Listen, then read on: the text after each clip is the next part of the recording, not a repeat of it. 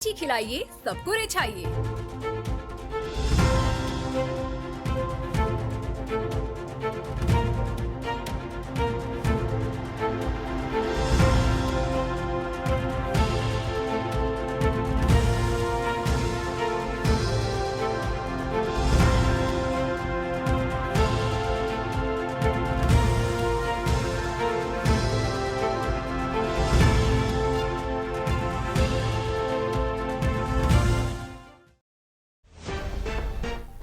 Team 9 की बैठक में सीएम योगी ने अफसरों को जारी किए निर्देश, हिंसा मामलों में लिप्त कोई भी एक दोषी न बचने पाए।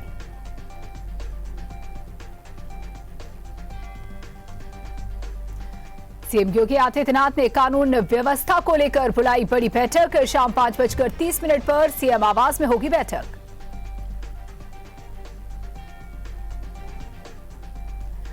कानपुर में हुई हिंसा के बाद प्रशासन की बड़ी कार्रवाई, हिंसा के मास्टरमाइंड हयात जफर हाशमी के आवास पर चला प्रशासन का बुलडोजर, सीएम योगी ने उपद्रवियों के खिलाफ कठोरतम कार्रवाई के दिए आदेश।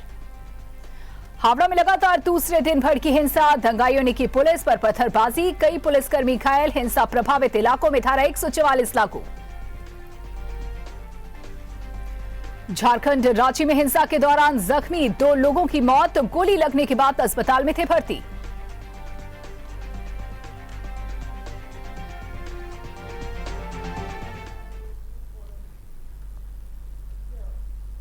नमस्कार, आप देख रहे हैं जेएमडी न्यूज, मैं हूं नंदिनी लाक्षाकार। कानपुर की नई सड़क में हुए 3 जून को हिंसा के बाद लगातार प्रशासन दंगाइयों पर कार्रवाई कर रहा है और इसी को लेकर आज स्वरूप नगर में बने 3 मंजिला अवैध निर्माण को प्रशासन ने ध्वस्त कर दिया। बताया जा रहा है कि ये इमारत हिंसा के मास्टरमाइंड हयात जफर हाशमी के करीबी मोहम्मद इश्तियाक की है। ध्वस्तीकरण के दौरान प्रशासनिक अधिकारी, पुलिस प्रशासन के साथ आरएएफ की कई टीमें मौजूद रही, जिससे अगर लॉ एंड ऑर्डर स्थिति बिगड़ती है तो उसको कंट्रोल किया जा सके।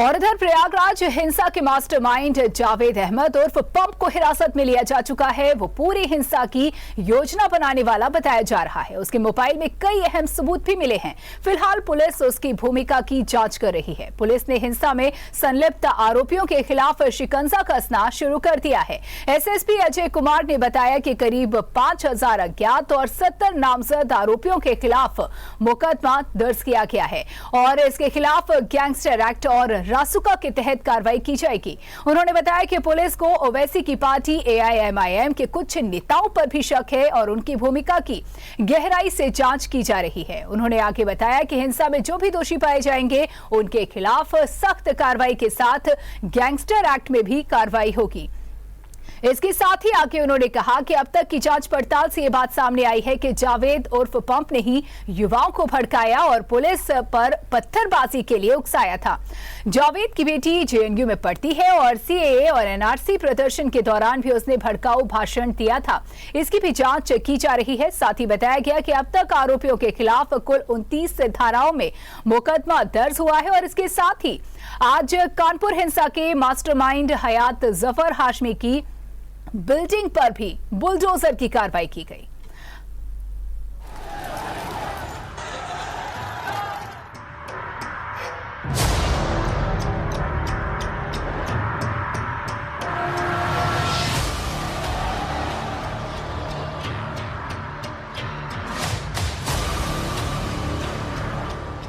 पैगंबर मोहम्मद साहब के खिलाफ विवादित टिप्पणी के मामले को लेकर विवाद थमता नजर नहीं आ रहा।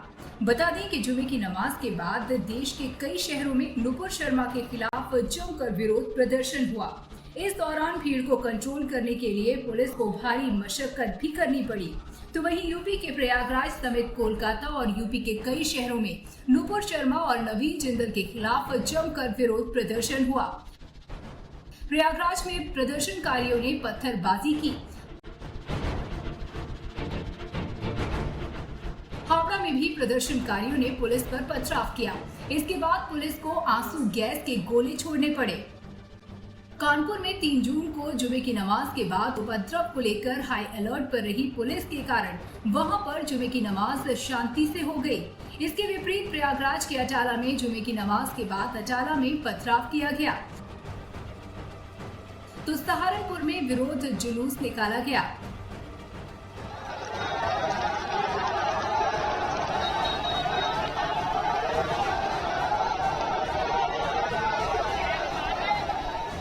मुरादाबाद में भी माहौल में तनाव होने से पहले ही मामला नियंत्रण में कर लिया गया। हालांकि प्रयागराज में जुमे की नमाज के बाद शहर के अटाला इलाके में मुस्लिम समुदाय के लोगों ने पथराव शुरू कर दिया। इससे अफरा तफरी मच गई। वहीं पुलिस ने समझाने का प्रयास किया तो आक्रोशित लोगों से झड़प हो गई। इसके बाद पुलिस ने लोगों को खदेड़ना शुरू किया।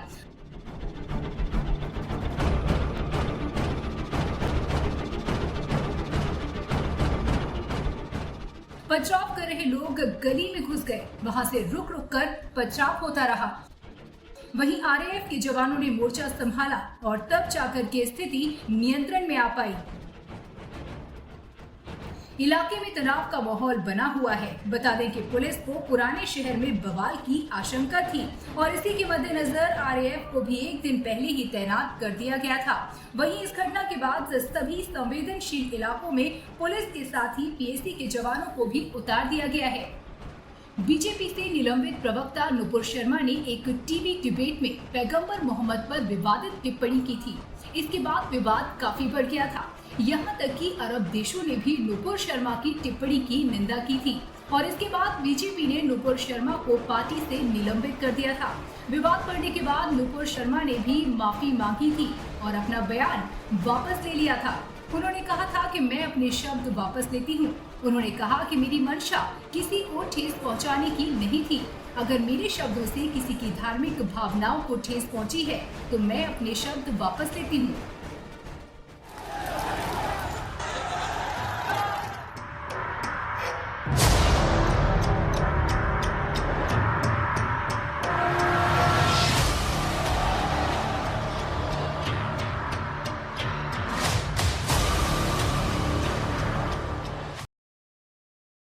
देखिए, जिस तरीके से यह अवैध निर्माण है इसको पूरी तरह से ध्वस्तीकरण की कार्रवाई की जा रही है।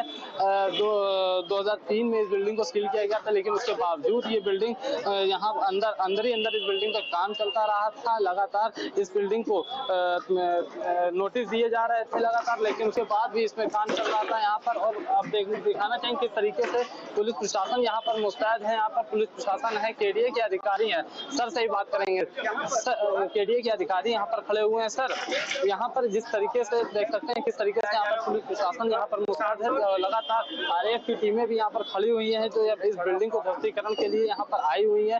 बगल में मस्जिद होने की वजह से पूरे रोड को बंद कर दिया गया है, जिससे किसी भी तरीके का कोई भी व्यक्ति इस रोड पे ना जा सके, जो किसी को कोई नुकसान हो। हाँ, ये बताया जा रहा है, ऐसे सूत्रों के हवाले से खबर आ रही है कि ये जो हिंसा में जो मुख्य आरोपी था हयात जफर हाशमी, उसके कोई सी पार्टनर की बिल्डिंग है, तो उन्हीं को रिलेटेड है ये खबरें आ रही हैं। इस वक्त हमारे साथ केडीए के अधिकारी यहाँ पर खड़े हुए हैं। सर, यहाँ पर जिस तरीके से काम चल रहा है, अभी कुछ बात कर रहे हैं फोन पे, उनसे ही बात करें। सर, ये जिस तरीके से अवैध निर्माण गिराया जा रहा है, क्या कुछ कार्रवाई आप लोग इसके ऊपर कर रहे हैं? जैसा कि आप अवगत हैं कि केडीए लगातार जो भी भू माफिया हैं उनके विरुद्ध लगातार अभियान चलाकर इधर कार्रवाइयां की जा रही है और अब तक काफी भूमियां अतिक्रमण से हटाई भी गई हैं। उसी श्रृंखला में आज ये कार्रवाइयां की जा रही हैं। ये एक नॉर्मल प्रोसीजर में केडीए लगातार अभियान चला रहा है, उसी के क्रम में ये भी आज कार्रवाइयां की जा रही है। सर, ये किसकी बिल्डिंग है और क्या इनको कुछ नोटिस वगैरह भी पहले दिए जा चुके हैं? इनको जैसा कि मोहम्मद इश्तियाक की बिल्डिंग थी और उनको पूर्व में जो हमारे सक्षम अधिकारी थे उनके द्वारा नोटिस दी गई थी और उसके पश्चात जो है ध्वस्तीकरण का आदेश पारित हुआ था और तत्क्रम में जो है ये कार्रवाइयां की जा रही हैं, जैसा कि विभिन्न क्षेत्रों में किया जा रहा है। तो ये देखिए, आपने केडीए के अधिकारी थे जिन्होंने बताया किस तरीके से कार्रवाई यहाँ पर अवैध तरीके से बिल्डिंग बनी हुई थी और किस तरीके से यहाँ पर कार्रवाई की जा रही है। लगातार बिल्डिंगों को और भी चिन्हित किया गया है केडीए की तरफ से, जिनके ऊपर भी बुलडोजर अब चलने वाला है। रुमिशा के साथ न्यूज़ कानपुर। तो 3 जून को हुई हिंसा के बाद से ही कार्रवाई का दौर जारी है। रोजाना नए नए खुलासे सामने आए और आपको बता दें कि ये सिलसिला अभी तक चल रहा है और क्या कुछ कार्रवाई हो रही है, क्या है अब स्टेटस इस पूरे मामले को लेकर के, इस पे जानकारी देने के लिए हमारे संवाददाता नितिन दीक्षित हमारे साथ लाइव जुड़ चुके हैं। नितिन, आपसे जानना चाहेंगे क्या कुछ हिंसा के मामले की अगर बात की जाए तो अब तक कितनी गिरफ्तारी हो चुकी है? बिल्कुल, आपको बता दूं कि 50 से ऊपर की गिरफ्तारियां हो गई कानपुर हिंसा मामले में। दूसरी सबसे बड़ी बात यह है कि निजाम कुरैशी एक अभी कुछ देर पहले जो मास्टरमाइंड है हयात जफर हाशमी के बाद निजाम कुरैशी, उसको भी एसआईटी की टीम और बेकनगंज पुलिस ने गिरफ्तार कर लिया है। वहीं अगर बात करी जाए तो गिरफ्तारियों की, तो गिरफ्तारियों का और दबिश का दौर चालू है। पुलिस जो है जल्द से जल्द जितने आरोपी हैं उनकी गिरफ्तारी करने के लिए बात कर रही है। और दूसरी सबसे बड़ी बात ये है कि ये निजाम कुरैशी था, अभी कुछ देर पहले ही एक वीडियो उसका भी वायरल हुआ है। जब दंगाइयों ने दंगा किया है, ईंट पत्थर चलाए हैं, तो कहीं ना कहीं निजाम कुरैशी पहले दंगाइयों के साथ था, उसके बाद जो है वो पुलिस के साथ भी खड़ा दिखाई दे रहा है और पुलिस से बहस भी करता दिखाई दे रहा है। वो सामने बिल्कुल पुलिस के खड़ा हुआ है और पुलिस के साथ भी बहस करता दिखाई दे रहा है। बिल्कुल, तो क्या भूमिका अब तक इनकी सामने आई है? जिस तरीके से जांच का दौर जारी है, अगर बात की जाए तो क्या इनकी भूमिका निकल करके सामने आ रही है? देखिए, निजाम कुरैशी की अगर बात करी जाए तो निजाम कुरैशी पहले तो सबसे बड़ी बात यह है कि जब यहाँ पर शुक्रवार की जो जुम्मे की नमाज होती है उससे शामिल था। बंदी का पुरजोर प्रदर्शन में बंदी का पुरजोर जो प्रयास था निजाम कुरैशी और हयात जफर हाशमी, ये दोनों लोग मिलकर कर रहे थे। दूसरी सबसे बड़ी बात यह है कि व्हाट्सएप के जरिए ये आपस में 3 निजाम कुरैशी एक व्हाट्सएप ग्रुप था जिसके लिए खबर भी चलाई गई थी, जिसमें हिंदू विरोधी बातें भी की जा रही थी, हिंदुओं की दुकान से सामान न लेने की बातें की जा रही थी। दूसरी इसमें सबसे बड़ी बात यह है कि जैसे जैसे बाजारें जो अंदर की जो बाबा दादा मियां चौराहे पे जो बाजारें थी, या आपके बेकनगंज में जो बाजार थी, हलीम कॉलेज में जो बाजार थी, या अगर रहमानी मार्केट की बात करी जाए तो जैसे जैसे बाजारें बंद होती जाती वैसे वैसे ये दोनों लोग आपस में ग्रुप के जरिए खुशी जाहिर कर रहे थे और दुकानें बंद होने की बात भी बोल रहे थे। तो कहीं ना कहीं जांच के घेरे में ये भी था। उसके बाद जब बाजारें बंद होने के बाद यहाँ पर जो दंगाइयों ने दंगा किया है उस समय वो भी वहाँ मौजूद था, तो उसका भी वीडियो अभी वायरल हुआ। दूसरी एक बात यह है कि अभी तक हयात जफर हाशमी को लखनऊ से उसके 3 साथियों के साथ गिरफ्तार किया था और पुलिस ने 48 घंटे की रिमांड में लिया था। वहीं जो इसका दूसरा जो मेन मास्टरमाइंड है हयात जफर हाशमी के बाद निजाम कुरैशी, जो एक समाजवादी पार्टी का नेता भी बताया जा रहा है और कई विधायकों का करीबी भी बताया जा रहा है। और दूसरी सबसे बड़ी बात यह है कि जो जिला अध्यक्ष है समाजवादी पार्टी के डॉक्टर इमरान, उनका भी बहुत ज्यादा करीब बात बताया जा रहा है। क्योंकि जब एक दिन इस विषय में जब बात हुई विधायक कैंट विधायक से, तो उन्होंने इस बात को खुद बोला था कि जो निजाम कुरैशी है वो डॉक्टर इमरान जो समाजवादी पार्टी के जो जिला अध्यक्ष हैं उनका बेहद ही खास आदमी है। बिल्कुल, देखिए हयात सफर के बाद अब निजाम कुरैशी और ये जिस तरीके से विधायकों का आपने नाम लिया कि कई विधायकों के करीबी है, तो क्या किसी तरह के नाम अब तक सामने आए कि इन विधायकों के करीबी और उनकी क्या प्रतिक्रिया इस पर? देखिए, जैसे ही नाम सामने आया है तो 3 आपको नंदिनी मैं पहले ही बता चुका हूँ कि एक व्हाट्सएप ग्रुप था जिसमें 3 तारीख को जब विवाद होता है तो विवाद में एक व्हाट्सएप ग्रुप था टीम निजाम कुरैशी। इस टीम निजाम कुरैशी का जो व्हाट्सएप ग्रुप था इसमें दंगे के अलावा जितनी भी प्रतिक्रियाएं जो सड़कों पर हो रही थी उस दिन, चाहे वो दंगाइयों के लिए हो रही हो या पुलिस के लिए हो रही हो, वो कहीं ना कहीं जो है वो पूरे ग्रुप में साझा की जा रही थी और साझा करने के साथ साथ उसमें खुशी भी जाहिर की जा रही थी। दूसरी सबसे बड़ी बात यह है कि जो 3 निजाम कुरैशी जिसको आज गिरफ्तार किया गया है वो एक ग्रुप का एडमिन था जिसका नाम था टीम निजाम कुरैशी। जिसमें शहर के 3 विधायक, समाजवादी पार्टी के तीनों विधायक, अमिताभ वाजपेयी, इरफान सोलंकी और कैंट विधायक आज हसन रूमी, ये तीनों लोग उसमें ग्रुप एडमिन थे। और ग्रुप एडमिन के साथ साथ सबसे बड़ी बात यह है कि तीनों विधायक और जिला अध्यक्ष खुद भी पूरी घटना की जो व्हाट्सएप चैट है वो पूरा पढ़ रहे थे, लेकिन किसी ने भी शांति की अपील करने की कोई भी गुजारिश नहीं थी। तो कहीं ना कहीं विधायक जो है इस मामले में सफाई भी देने मीडिया के सामने आए थे कि उनके पास 1000 से ग्रुप अधिक हैं तो वो इन ग्रुपों को नहीं चेक करते हैं।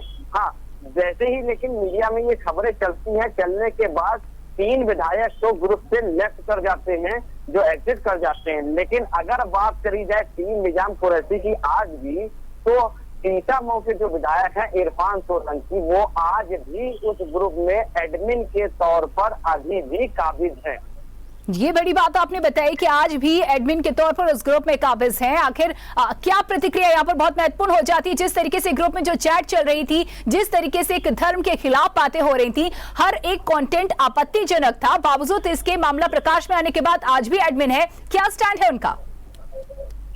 देखिए, जब इरफान सोलंकी जो समाजवादी पार्टी के सीतामऊ के विधायक हैं, जब इनसे बात हुई तो उन्होंने साफ तौर पर ये कह दिया कि जिस दिन कानपुर में बवाल हुआ था, जिस दिन दंगा हुआ था, आगजनी हुई थी, पत्थरबाजी हुई थी, वो अपने परिवार के साथ जम्मू कश्मीर में थे। लेकिन जब वो उनको ये सूचना मिलती तो वो कानपुर वापस आते हैं, और कानपुर वापस आने के बाद उनकी जो प्रतिक्रिया होती है, उनका साफ साफ कहना ये है कि हाँ, जो निजाम कुरैशी है वो समाजवादी पार्टी का कार्यकर्ता भी है और समाजवादी पार्टी के साथ काफी समय से वो काम भी कर रहा है। लेकिन अगर बात करी जाए किसी धर्म विशेष के लिए टिप्पणी करना किसी ग्रुप में, तो इरफान सोलंकी का कहना यह है कि उन्होंने ये चैट को नहीं देखा है, क्योंकि उनके पास कई ऐसे चैट हैं और कई ऐसे ग्रुप हैं जिसमें इस तरह की बातें होती रहती हैं, लेकिन उन्होंने ध्यान नहीं दिया। कहीं ना कहीं इस बात को लेकर विधायक ने इस चीज को सिरे से खारिज जरूर किया है। लेकिन और जो 2 विधायक हैं, अमिताभ वाजपेयी आर नगर से और कैंट हसन रूमी विधायक है समाजवादी पार्टी से, इन जैसे ही इनसे मीडिया ने सवाल पूछा तो ये दोनों तो खुद ग्रुप से एग्जिट हो गए, लेफ्ट हो गए। लेकिन विधायक आज भी उस ग्रुप में मौजूद है और आज भी जो है, अभी भी अगर बात की जाए तो उसमें पूरी तरीके से काबिज। बिल्कुल, काफी कुछ इससे साफ होता नजर आ रहा है। वही बात अगर की जाए, अभी तक प्रशासनिक कार्रवाई जिस तरीके से दबिश की कार्रवाई की जा रही है, गिरफ्तारियों का दौर भी जारी रहा और अन्य बुलडोजर भी अब कार्रवाई में सामने आ चुका है, तो क्या कुछ अब तक कार्रवाई प्रशासन की ओर से इस पूरे मामले पर देखी जा रही है? नंदनी, बिल्कुल बताते हैं कि अगर यहाँ की अगर प्रशासनिक कार्रवाई की बात की जाए तो प्रशासनिक कार्रवाई में आप यहाँ सामने अगर देख सकते हैं तो पहले जो यहाँ पे नजारा था, आरएएफ के साथ साथ आरआरएफ की फोर्स लगाई गई थी और सीएसी भी लगाई गई थी। लेकिन अब यहाँ से फोर्स को जो है कम कर दिया गया है, यातायात पूरी तरीके से सुगम कर दिया गया है, दुकानें बाजारें जो है वो पूरी तरीके से खोल दी गई हैं, व्यापारी जो है या दुकानदारों का कहना है कि वो अब आने लगे। लेकिन अगर पुलिसिया कार्रवाई और प्रशासनिक कार्रवाई की बात की जाए तो केडीए और पुलिस और प्रशासनिक कार्रवाई को देखते हुए आज कानपुर में बड़ी कार्रवाई की गई। मोहम्मद इश्तियाक नाम के एक भू माफिया की स्वरूप नगर थाना अंतर्गत में एक बिल्डिंग थी, उसको केडीए और पुलिस प्रशासन की तरफ से तोड़ दिया गया है। जब पुलिस से इस बात में पूछा गया, जब ज्वाइंट सीपी आनंद प्रकाश तिवारी से जब बात हुई तो उन्होंने साफ साफ इस बात का संदेश दिया और उन्होंने कहा भी है कि कहीं ना कहीं जो पूरे दंगे का मास्टरमाइंड हयात जफर हाशमी है, उसका पैसा जो है वो कहीं ना कहीं इन बिल्डिंगों में लगा हुआ है, जिसके चलते ये बड़ी कार्रवाई की गई है। इश्तियाक, अगर बात करी जाए तो इश्तियाक की सूत्रों के द्वारा पता चला है कि इश्तियाक की कुछ दिन पहले मौत हो गई थी। इश्तियाक का जो बेटा है इफ्तिकार, वो पूरा काम देखता है, तो कहीं ना कहीं जो है इसमें जफर हयात हाशमी का पैसा लगा होना पाया गया है, जिसके चलते ये बड़ी कार्रवाई की गई। दूसरी सबसे बड़ी कार्रवाई की गई है सिंहपुर में एक पेट्रोल पंप है जो अवैध कब्जे में बनाया गया था, जो नक्शे में नहीं था, जिसके कागज भी पूरे नहीं पाए गए, जिसको भी आज पुलिस की मदद से और केडीए की मदद से उसको भी गिराया गया, उसकी दीवारों को गिराया गया और वहां पर केडीए ने अपना बोर्ड भी लगा दिया है। बिल्कुल, आगे की अगर उम्मीद की जाए तो ये सिलसिला आगे क्या कुछ कार्रवाई की उम्मीद की जा सकती है, अभी और कितनी इस तरह की कार्रवाई हो सकती है, कितनी जानकारी इस पर साझा की गई है? नंदिनी, बिल्कुल हाँ, जब इस बारे में जब ज्वाइंट कमिश्नर आनंद प्रकाश तिवारी से बात हुई तो उन्होंने साफ इस बात को लेकर कहा कि जो भी इनपुट आएगा इस दंगे को लेकर जुड़ा हुआ, चाहे वो हयात जफर हाशमी से हो या अन्य जिनके भी पोस्टर लगे हैं, उनके बारे में पूरी जानकारी एकत्रित की जा रही है। अगर किसी का भी इनपुट सामने आता है कि किसी माफिया या किसी भी अन्य बिल्डिंग पर किसी भी आरोपी का, जो दंगे का आरोपी है, अगर उसका पैसा लगा हुआ होता है तो उसके खिलाफ ये कार्रवाई की जाएगी। नितिन, SIT जो है जी जानना चाहेंगे कि जो संवेदनशील इलाके हैं या वहां पर इस वक्त क्या स्थिति है। देखिए, संवेदनशील इलाकों की अगर बात करी जाए तो ये सद्भावना चौकी है। हम सामने सद्भावना चौकी में खड़े हैं और ये वही सड़क है, इसका नाम नई सड़क है। यही से हुई दंगा शुरू हुआ था और कुछ गलियां ऐसी हैं जहां पर अंदर जाके पत्थरबाजों ने पत्थर चलाए, तो वहां पे भारी मात्रा में पुलिस बल, RF की टीम, PAC और अन्य पुलिस बल जो है वहां पर मौजूद है, ताकि किसी भी तरह की कोई भी घटना को, किसी भी जो आरोपी हैं वो किसी तरह की घटना को चौकसी बढ़ती जा रही है। बिल्कुल, बहुत बहुत शुक्रिया नितिन इन तमाम जानकारियों के लिए। चौकसी बढ़ती जा रही है और उसकी जरूरत भी है, तो कार्रवाई का दौर लगातार जारी है और भी बहुत सारे बिंदु हैं जिन पर हम बात करेंगे, लेकिन फिलहाल यहाँ वक्त है एक ब्रेक का। जल्द लौटेंगे।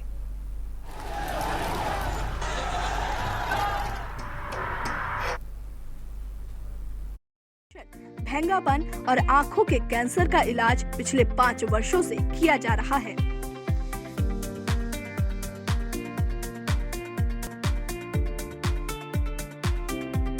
शंकर कार्तिक नेत्रालय में TPA, हेल्थ इंश्योरेंस, CGHS और आयुष्मान कार्ड धारकों के लिए विशेष सुविधा उपलब्ध है। मात्र 5 वर्षों में शंकर कार्तिक नेत्रालय का नाम शहर के अग्रणी अस्पतालों की श्रेणी में गिना जा रहा है। शंकर कार्तिक नेत्रालय में परामर्श के लिए सोमवार से शनिवार सुबह 10 से शाम 5 बजे तक संपर्क कर सकते हैं।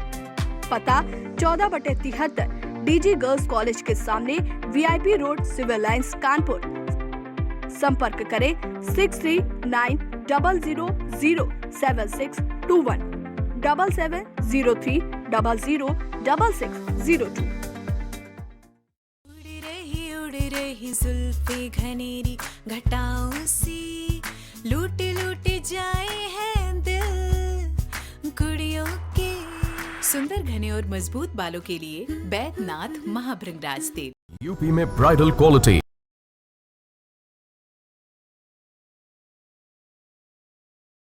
वेयर की शानदार range, ethnic wear, Indo western sherwani, designer कुर्ते, सूटिंग शर्टिंग। उत्सव आपका, कलेक्शन हमारा। अंकित साड़ीज आएं और अपने उत्सवों के लिए संपूर्ण रेंज पाएं, वो भी होलसेल रेट में। वेडिंग के latest collection, bridal lehenga, gown, party wear sarees, salwar suit. Ankit Sarees, P road, Generalganj, Kanpur.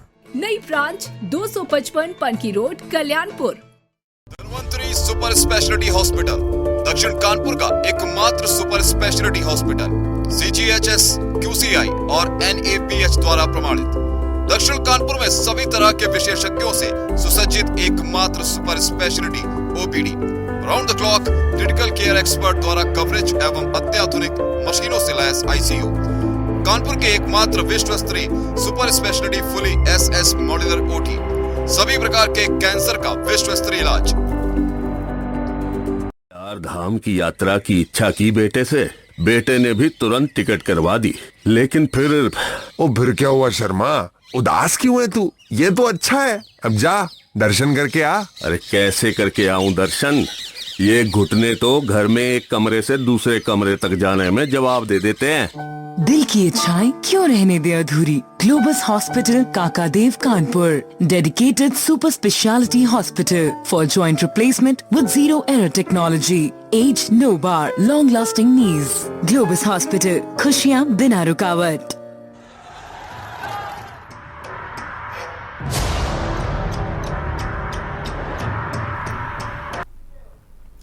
Break के बाद आप सभी का एक बार फिर से स्वागत है। बवाल हुआ और बवाल पर क्या एक्शन है, इस पर हम सवाल कर रहे हैं और जवाब आप तक पहुंचाने का प्रयास कर रहे हैं। देखिए, जुमे की नमाज में, यानी कि बीते शुक्रवार को जुमे की नमाज के बाद उत्तर प्रदेश के प्रयागराज में भी प्रदर्शन के दौरान हिंसा भड़क गई। उसके बाद से कार्रवाइयों का दौर जारी है। क्या कुछ कार्रवाई वहां पर हो रही है, इस पर जानकारी देने के लिए प्रयागराज से हमारे संवाददाता विमल हमारे साथ लाइव जुड़ चुके। विमल, आपसे जानना चाह रहे हैं, कल की हिंसा के बाद फिलहाल अब इस संगम नगरी का क्या हाल है, क्या माहौल है?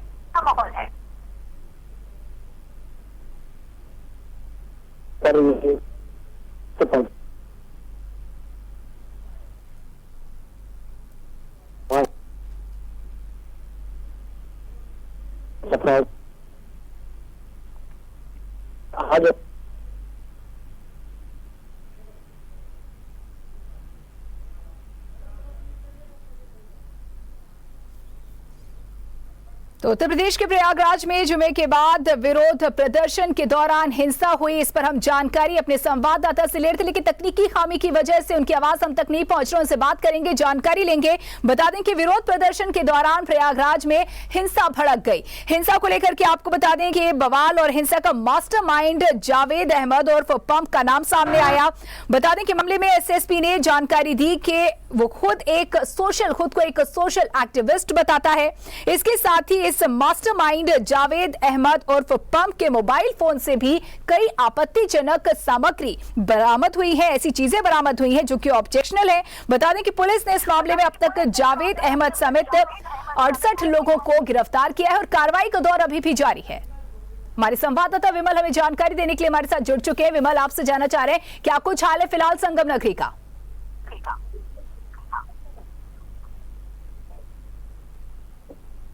जी विमल, सुन पा रहे हैं आप हमें?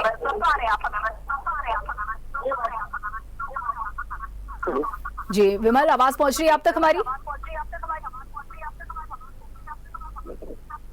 जी मुझे लगता है दिक्कत है। उत्तर प्रदेश के प्रयागराज में भी आपको बता दें कि मास्टरमाइंड का नाम सामने आया, कार्रवाई का दौर जारी है और इस मास्टरमाइंड की बेटी की भी भूमिका को लेकर के सवाल उठ रहे हैं और इस पर भी जांच की जा रही है। तो हम आपको बताने का प्रयास कर रहे हैं कि हिंसा के बाद संगम नगरी में फिलहाल क्या माहौल है, कार्रवाई हो रही है तो क्या हो रही है, गिरफ्तारी की अगर बात की जाए तो कितनों की गिरफ्तारी अब तक हुई है। कल की हिंसा की अगर बात की जाए प्रयागराज में तो AIMIM के कुछ नेताओं की भी भूमिका इसमें सामने आ रही है और अब सवाल यह है कि आखिर इन नेताओं की क्या भूमिका थी, जबकि हिंसा का जो मास्टरमाइंड है जावेद, तो उसकी बेटी का नाम भी इस मामले में सामने आया है।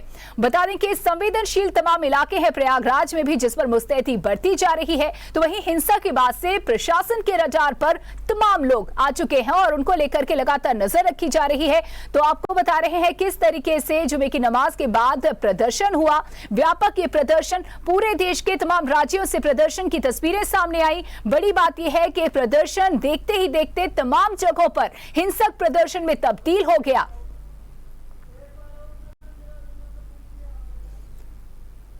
हमारे साथ हमारे संवाददाता विमल हमारे जानकारी देने के लिए जुड़ चुके हैं। विमल, आपसे जानना चाहेंगे फिलहाल क्या कुछ माहौल है प्रयागराज का? देखिए, अगर माहौल की बात की जाए तो यहाँ पर एकदम शांति माहौल बना हुआ है और चप्पे चप्पे पर पुलिस का पहरा हुआ है और यहाँ साथ ही साथ यहाँ पर अगर देखा जाए अटाले हुए तो यहाँ पर RAF के शासक, POC के जवान और सिविल पुलिस के लोग भी फ्लैग मार्च कर रहे हैं। जिन गलियों में लोगों ने कल पथराव किया था, गलियों से निकलकर उस गलियों में पुलिस के जो जवान है जो फ्लैग मार्च कर रहे हैं, RAF की टीम और POC के जवान हर गलियों में जाकर वहाँ पर फ्लैग मार्च करके शांति व्यवस्था बनाए रखने की बात कर रहे हैं। बिल्कुल, गिरफ्तारी की अगर बात की जाए तब तक कितनों की गिरफ्तारी हुई है, कितने लोग हिरासत में हैं, नामजद या ज्ञात, क्या कुछ आंकड़ा अब तक सामने आया? देखिए, अगर गिरफ्तारी की बात की जाए तो कुल अभी तक 68 लोगों को गिरफ्तार किया गया है, जो कि फैजाबाद थाना और करौली थाने से जो भी FIR दर्ज है उसमें टोटल 68 लोगों को गिरफ्तार किया गया है और 5000 लोगों को अज्ञात में मुकदमा दर्ज किया गया है उनके खिलाफ। और अभी तक इंसिडेंट जो किए गए हैं उनमें से 35 लोगों को इंसिडेंट करके उनसे पूछताछ की जा रही है। उसमें जो मुख्य आरोपी है जावेद, जिन्होंने तो अभी कुछ दिन पहले ही यहाँ पर एक कमेटी की बैठक हुई थी, उसके बाद वो अधिकारियों के साथ बातचीत की, उन्होंने कहा कि नहीं ऐसा कुछ नहीं होगा, कोई बवाल नहीं होगा। उसके बाद भी अधिकारी के तरफ से संतावना भी देते कि कोई भी घटना नहीं होगी और उसके बाद भी अपने ही लोगों के साथ मिलकर ये बड़ी घटना को अंजाम देते हैं। बिल्कुल, देखिए प्रयागराज में जो हिंसा हुई उसका मास्टरमाइंड जावेद अहमद जिस तरीके से नाम सामने आया है, मास्टरमाइंड का अगर नाम सामने आया तो निश्चित तौर पर ये जो हिंसा हुई ये क्या प्री प्लान थी, क्या इस पर जानकारी? प्रदर्शन करने के प्लान था ये तो समझ में आ रहा है, लेकिन जो हिंसा हुई क्या ये भी प्री प्लान थी? देखिए, अगर बात की जाए जिस तरीके की कल जो घटना हुई दोपहर जुमे की नमाज के बाद में लोग छतों के ऊपर से पथराव कर रहे थे, यहाँ तक कि पत्रकार और पुलिस उनसे सीधे निशाने करते कि पत्रकार और जो पुलिस प्रशासन के लोग हैं उन पर पथराव किया गया, जिससे वो चोटी बन गए और यहाँ पर जो उनको हंगामा करना था, जो बवाल करना था, वो खुल के वो कर सकते थे।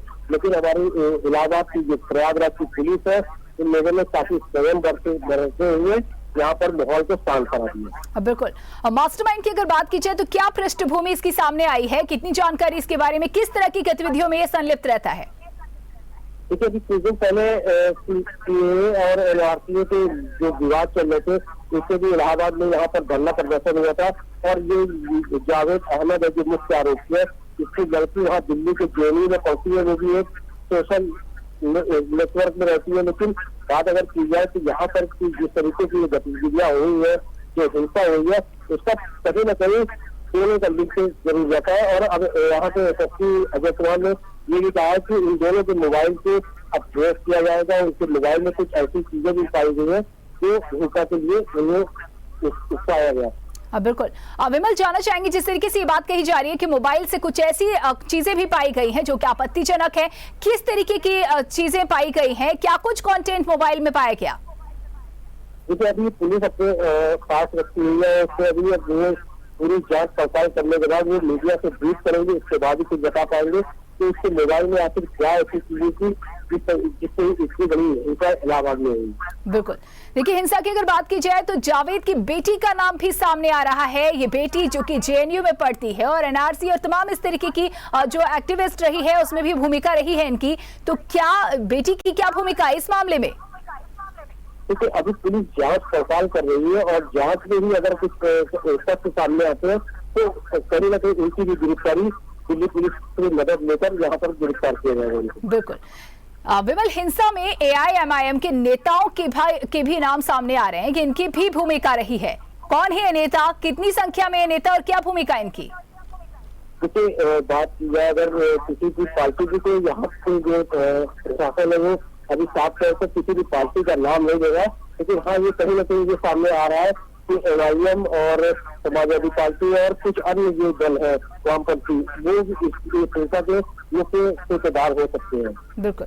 प्रयागराज में कुल कितने संवेदनशील इलाके माने जा रहे हैं और वहाँ का क्या हाल है? देखिए अगर प्रयागराज के संवेदनशील एरिया की अगर बात की जाए तो पुराना शहर जैसे आपका चौक है, रोड है, जौहसिंग है, अटाला है, करौली है, मीरुल्ला रोड है, फरीदाबाद है और चकिया है, ये सभी संवेदनशील एरिया है। और यहाँ पर पुलिस की चारों तरफ से निगरानी रखी गई है और हर तरफ फ्लैग मार्च किया जा रहा है।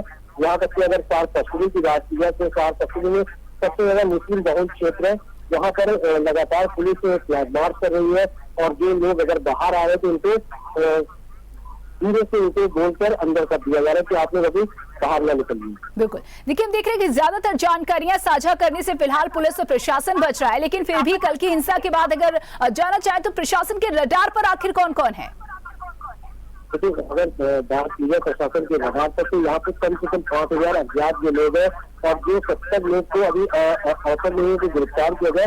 अभी उससे पूछताछ की जा रही है, पूछताछ के बाद जो तथ्य सामने आएंगे उसके बाद प्रशासन कुछ न कुछ बताएगा।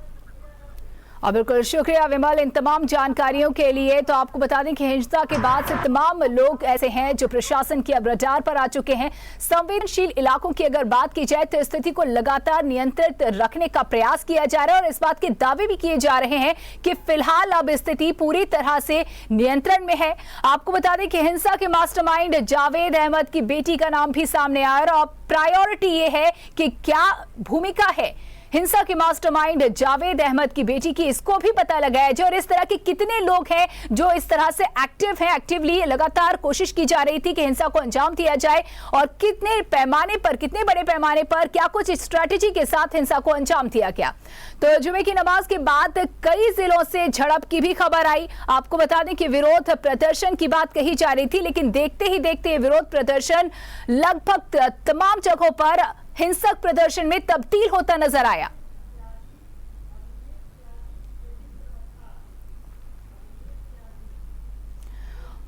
और हमसे बात करने के लिए हमारे साथ बीजेपी प्रवक्ता अवनीश त्यागी जुड़ चुके हैं। अवनीश, जिस तरीके से हिंसक प्रदर्शन सामने आया और जहां ज्यादातर मामले हैं वो ये बता रहे हैं, इशारा ये कर रहे हैं कि ये हिंसा भी कहीं ना कहीं प्री प्लान थी, आपका क्या कहना है?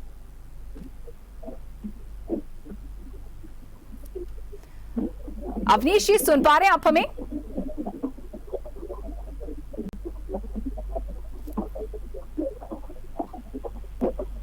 अवनीश जी, आवाज पहुंच रही है आप तक हमारी?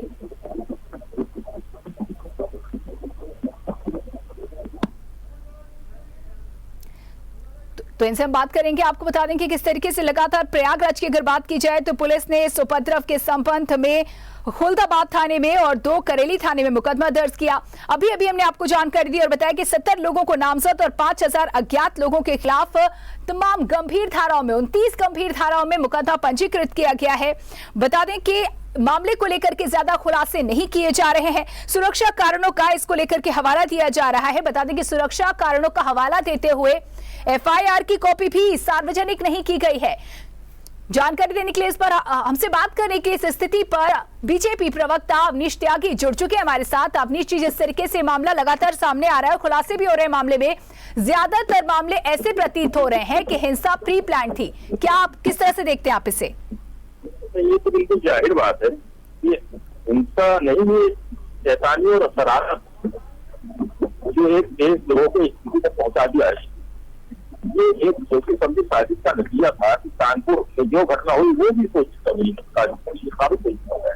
और अन्य प्रदेश के अन्य राज्यों में या देश के अन्य इलाकों में जो ये दंगे हो रहे हैं, फसाद हो रहा है, ये उपद्रव हो रहा है, पथराव हो रहा है, ये एक बहुत बड़ी साजिश का हिस्सा है जिसकी जांच भी हो रही है और कार्रवाइयां भी हो रही है। कठोर से कठोर कार्रवाइयां होगी। ये ऐसे वक्त में, ऐसे मुश्किल वक्त में सभी राष्ट्र प्रेमियों को और समाज के हितैषियों को आकर सरकार की मदद करनी चाहिए और ऐसे दंगाइयों का, ऐसे उपद्रवियों का पर्दाफाश करना चाहिए, उनकी पहचान कराकर उनको कानून के सामने सरेंडर कराने के लिए मजबूर करना चाहिए। बिल्कुल, देखिए उत्तर प्रदेश में लगातार इस बात को लेकर के दावे किए जाते थे और दम भरा जाता था कि दंगा रहित ये सरकार है। आखिर चूक कहाँ हुई जो इस तरह की तस्वीरें सामने आई? देखिए, दंगा रहित सरकार है, पूरे 5 साल को दंगा नहीं हुई। ये तो एक अंतर्राष्ट्रीय साजिश है। आप देखिए ना किस तरह से ये कार्रवाई हो रही है। और ये दंगा जैसे जुम्मे की नमाज जैसे पवित्र कार्यक्रम के दौरान, पवित्र आयोजन के बाद जिस तरह से घटनाएं की जा रही है, ये बहुत खतरनाक संकेत है। कोई यकीन नहीं करेगा आपकी जुम्मे की नमाज शांति से गुजर जाएगी। जुम्मे की नमाज से कोई लोग डरने न रहे। ऐसी स्थिति पैदा करके दंगाइयों ने, उपद्रवियों ने जुम्मे की नमाज को एक हथियार बनाकर, उसको माध्यम बनाकर, उसके पीछे इसकी आड़ लेकर ये जिन्होंने साजिश की है या जिन्होंने हिंसा की कोशिश की है, ये बहुत ही बात है। बिल्कुल जी, एक ऐसी चीज है जिसको कभी माफ नहीं किया जाएगा। बाहरी ताकतों का आपने जिक्र किया, क्या खुलकर बताएंगे कि कौन सी बाहरी ताकतें हैं, क्या उद्देश्य है इनका? और इस तरीके से इतना हस्तक्षेप अगर बाहरी ताकतें हमारे बीच में कर रही है, हमारे देश में, तो कहीं ना कहीं सुरक्षा पर भी सवाल उठता है। ये सुरक्षा पे सवाल दंगा फैलने किया जाएगा। दंगे जो शरारत किसी ने की है उसको सरकार से पूछा जाएगा और वो कार्रवाई शुरू हो गई। ये साजिश इसलिए लग रही है, इसी तरह ये घटना को लेकर पूरी दुनिया भर के सांसदों ने दबाव बनाने की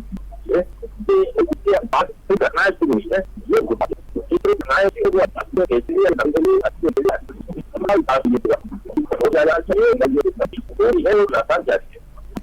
देखिए, अगर बाहरी ताकतों के इशारे पर इतनी बड़ी तादाद में हमारे देश के रहने वाले अगर उनके इशारों पर काम करने लग जाएंगे, उनके इशारों पर नाचने लग जाएंगे, तो कहाँ चूक कहाँ हो रही है? क्यों असंतुष्ट है इतने सारे लोग? आप ये सोचिए, इतने सारे लोग नहीं है, किस तरह की तत्व? मैं बता रहा हूँ कि 75 जिलों में 75 जिलों में चंद जिले हैं, चंद जगहों पर ये घटनाएं हुई। ये बहुत बड़ी संख्या नहीं है, ज्यादातर बिल्कुल साफ है। सारे लोग इनको नहीं जाना जा सकता। कुछ लोग हैं जो चिन्हित किए जा रहे हैं। अब आप 300 के करीब लोग चिन्हित हो गए हैं, गिरफ्तार भी हो गए हैं।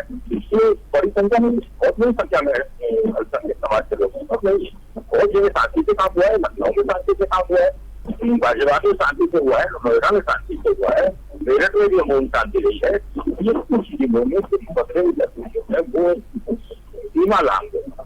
बिल्कुल, देखिए कानपुर में हिंसा हुई, एक जगह पर, महज एक जगह हिंसा हुई थी, लेकिन उसके बाद अगला जुम्मा आया तो तस्वीर कुछ और थी और बहुत भयावह थी। तो कहीं ना कहीं क्या ये गंभीर स्थिति नहीं है? नहीं, स्थिति गंभीर है, स्थिति गंभीर जी, स्थिति गंभीर है और सरकार इसी गंभीरता को पूरी सतर्कता से, पूरी एक कहना चाहिए सावधानी से और पूरी गंभीरता से एक्शन में है और काम हो रहा है। और दूसरा को किसी हाल में पहुंचा नहीं जाएगा, उन्हें समाज का अमन चैन खराब करने की जाएगी। जी, शुक्रिया सर हमसे जुड़ने के लिए, बातचीत करने के लिए। तो आपको बता दें कि जुमे की नमाज के बाद कई जिलों में झड़प हुई, प्रदर्शन की बात हुई थी, लेकिन प्रदर्शन देखते ही देखते हिंसक प्रदर्शन में तब्दील हो गया। जिस तरीके से जहां जहां हिंसक झड़प हुई है, प्रदर्शन हुए हैं, वहां वहां कार्रवाई का दौर जारी है। बता दें कि नामजद और अज्ञात लोगों के खिलाफ मुकदमे दर्ज किए जा रहे हैं। सीसीटीवी फुटेज के जरिए दंगाइयों को पहचानने का प्रयास किया जा रहा है, इनके पोस्टर चस्पा किए जा रहे हैं और कार्रवाई लगातार की जा रही है। कोशिश ये है कि ऐसा संदेश दिया जाए कि दंगाइयों के होश ठिकाने आ जाए और इस तरह की घटना की पुनरावृत्ति ना हो। ये दावे किए जा रहे हैं उत्तर प्रदेश की सरकार की ओर से, लेकिन सवाल उठ रहा है कि इस तरीके के माहौल के चलते वो देश जो कि गंगा जमुनी तहजीब के लिए जाना जाता है, इन दो समुदायों के बीच में गहरी खाई नजर आ रही है और इस खाई को भरने के लिए कुछ गंभीर और सार्थक प्रयास किए जाने की सख्त जरूरत है। और हमसे बात करने के लिए हमारे साथ सपा प्रवक्ता जावेद अहमद जुड़ चुके हैं। जावेद जी, आपसे जानना चाहेंगे, जो माहौल बन रहा है कैसे देख रहे हैं आप इसे, किसकी गलती है ये सब? देखिए, निश्चित रूप से आपने जो एक बात कही कि जो ये दूरियां बढ़ रही हैं, जो ये नफरत बढ़ रही है, इसके लिए हमें सार्थक प्रयास की एक आवश्यकता है। और इसके लिए मैं तो ये कहूंगा कि सभी राजनीतिक दलों के साथ विशेष करके सरकार की जिम्मेदारी है कि वो एक तरीके से इसमें अगुवाई करने का काम करे, एक बड़ी भूमिका निभाने का काम करे। ये जो कुछ भी हुआ है या जो समाज के अंदर आक्रोश पनपा है, इसके पीछे ठीक है भारतीय जनता पार्टी की सरकार, भारतीय जनता पार्टी ने अपनी प्रवक्ता को निलंबित किया है अपने दल से, लेकिन सरकार का भी दायित्व है कि जिन लोगों जिसने इसके लिए पूरी पृष्ठभूमि तैयार करने का काम किया, एक तरीके से मैं तो उनको षड्यंत्रकारी कहूंगा। एक बहुत पढ़ी लिखी और भद्र परिवार की वो महिला होने के बावजूद उन्होंने इस तरीके का बयान दिया है, वो निश्चित रूप से निंदनीय है और उसकी निंदा की जानी चाहिए और सरकार को एक कार्रवाई करनी चाहिए जिससे एक सकारात्मक संदेश। देखिए, अगर बयान सामने आया तो माफी भी मांगी गई, उसकी कार्रवाई भी की गई है जिस तरीके से। देखिए, अगर इस तरीके से कहेंगे तो आप ये समझिए कि फिर कानून का क्या होगा। लोग हत्या कर देंगे और माफी मांग लेंगे तो क्या हत्या का अपराध जो है समाप्त हो जाएगा? ये तो नहीं हो सकता। आप ये फिर सिलेक्टिव अप्रोच के साथ कोई बात नहीं की जा सकती है कि अगर कोई ट्विटर पर या फेसबुक पर प्रधानमंत्री मुख्यमंत्री के विरुद्ध अगर कोई विरोध में पोस्ट कर दे तो उसके विरुद्ध तो प्रशासन जो है तत्काल संज्ञान लेता है, तो वो मुकदमा दर्ज करता है और उसकी तत्काल गिरफ्तारी कर लेता है। तो यहाँ पर ये कानून तो समान है हमारे सबके लिए। मैं अपराध करूंगा तो कानून मेरे विरुद्ध काम करेगा। तो इसमें नुपुर शर्मा के विरुद्ध माफी मांग लेने से कार्रवाई रोक दी जाए, कार्रवाई ना हो, ये तो कोई उचित बात नहीं है। इसके लिए तो देखिए, ठीक है, वो जिस तरीके से कहा जा रहा है, प्रदर्शित किया जा रहा है, मुझे तो बड़ी हैरत हुई कि हमारे विदेश सचिव ने किस तरीके से, वो भारत सरकार के विदेश सचिव हैं, उन्होंने जब बयान दिया तो लगा कि वो भारतीय जनता पार्टी के विदेश विभाग के सचिव हैं, इस तरीके से बयान दे रहे हैं। अरे भारतीय जनता पार्टी की वो प्रवक्ता थी, उन्होंने जो किया वो भारतीय जनता पार्टी ने किया, लेकिन सरकार का दायित्व क्या है, उसकी कानूनी और संवैधानिक स्थिति क्या है, उसकी नैतिक जिम्मेदारी क्या है? क्या सरकार जो है सिलेक्टिव अप्रोच के साथ एक रिलीजन के लोगों के साथ जो है कार्रवाई करेगी और दूसरे को छोड़ देगी? ये समझ में आने वाली बात है। अगर आपको संदेश देना, सरकार तो पूरे देश की है, 135 करोड़ जनता की है, भारतीयों की है, वो किसी धर्म समुदाय जात विशेष की नहीं है। लेकिन ये जो घटनाएं हुई हैं ये निश्चित रूप से निंदनीय है, इसको किसी भी तरीके से जायज नहीं ठहराया जा सकता है। और इसमें इस बात का ध्यान रखा जाए कि जो कार्रवाई हो वो पार्शियल ना हो, निष्पक्षता के साथ इसकी पूरी जांच हो। हाँ बिल्कुल। देखिए, कानपुर की अगर बात की जाए तो कानपुर में जो दंगाई रहे हैं, जिनके नाम सामने आए हैं, समाजवादी पार्टी से उनका कनेक्शन सामने आया है, इस पर क्या कहेंगे? देखिए, इस तरीके की जो फोटोएं आती हैं, आप भी जानती हैं कि उसमें कांग्रेस के भी कई नेताओं के साथ फोटो आई। होली मिलन कार्यक्रम उस व्यक्ति ने कराया था, उसमें भाजपा के भी स्थानीय नेता हैं।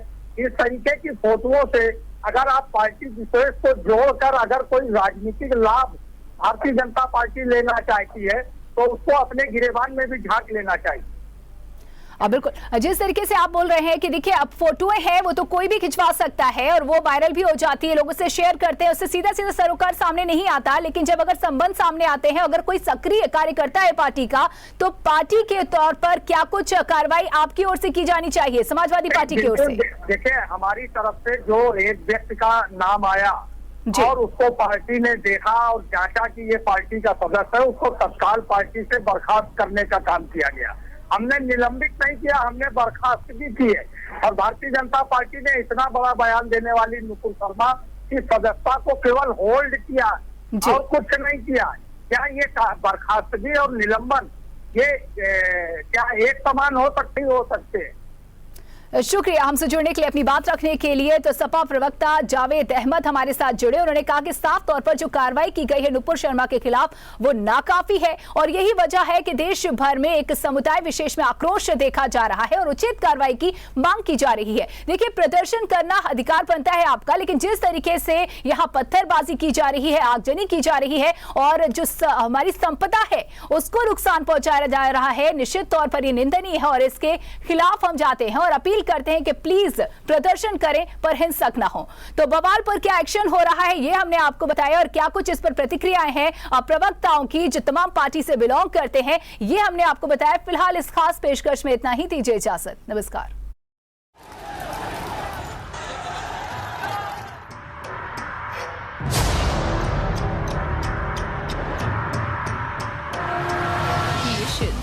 Design your own trends.